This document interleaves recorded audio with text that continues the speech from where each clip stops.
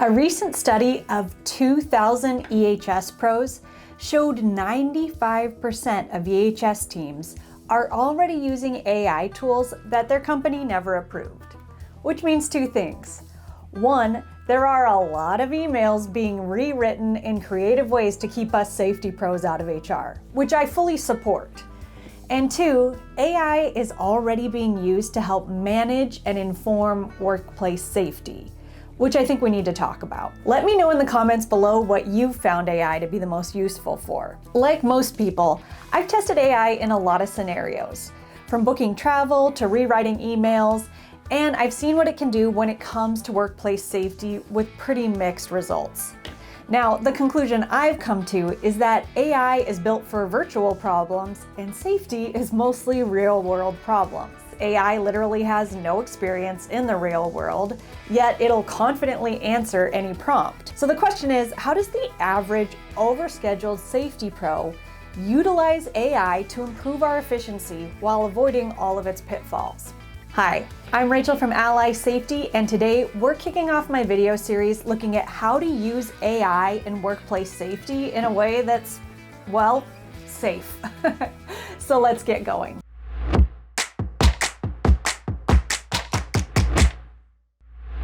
If you like our YouTube videos, make sure to check out our video subscription to access over 150 video courses.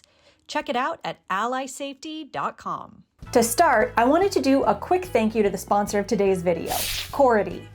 And because they sponsored this video, I got early access to Cority's 2026 State of EHS and Technology Report on AI, which provided the data and the background I needed to speak to the use of AI in safety using real-world examples and data and not speculation. I'll link it in the description below if anyone happens to be interested in reading it. Cority surveyed 2,000 senior safety leaders globally, looking at how organizations are actually using technology, data, and AI right now. And what they found is in line with what a lot of us have experienced firsthand. AI went from basically zero use to something almost everyone is using in about a year. Yeah, that's fast technology adoption, especially for the safety world. But here's the part that should make every EHS leader pause.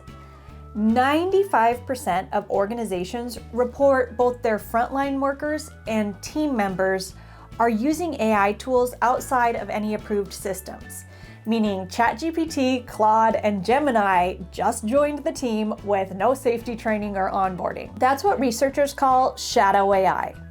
And in most industries, shadow IT is inconvenient. In EHS, shadow AI can actually be deadly. Now, I know that sounds dramatic, but imagine AI being tasked with writing a lockout-tagout procedure or helping to identify hazards.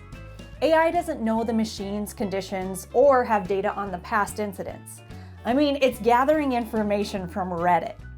So using AI in safety isn't necessarily wrong. Most of us have found that in certain cases, AI use is genuinely useful. In fact, the report found that 49% of EHS professionals are using AI widely. So the appetite is there. There just hasn't been oversight to make sure we're choosing what AI to use, training on how to use it appropriately, or even making a conscious decision in most organizations about how to use it safely. So the question is, how do we use AI safely and effectively in workplace safety? Now, the report didn't address that specific question, but the interesting thing is they did ask EHS leaders, what's limiting your ability to use AI effectively? Now, I found the top answers really interesting because they didn't focus on the technology as much as they did the foundation. Issues like inconsistent processes, limited trust in AI-generated insights, and lack of leadership alignment were all noted.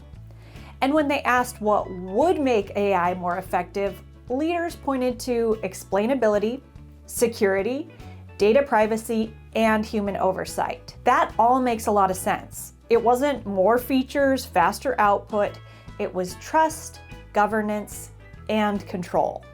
Basically, what people were saying is they needed an AI tool that understands workplace safety, has guardrails built in so the information can be used in our systems in a way that produces quality safety information. That checks.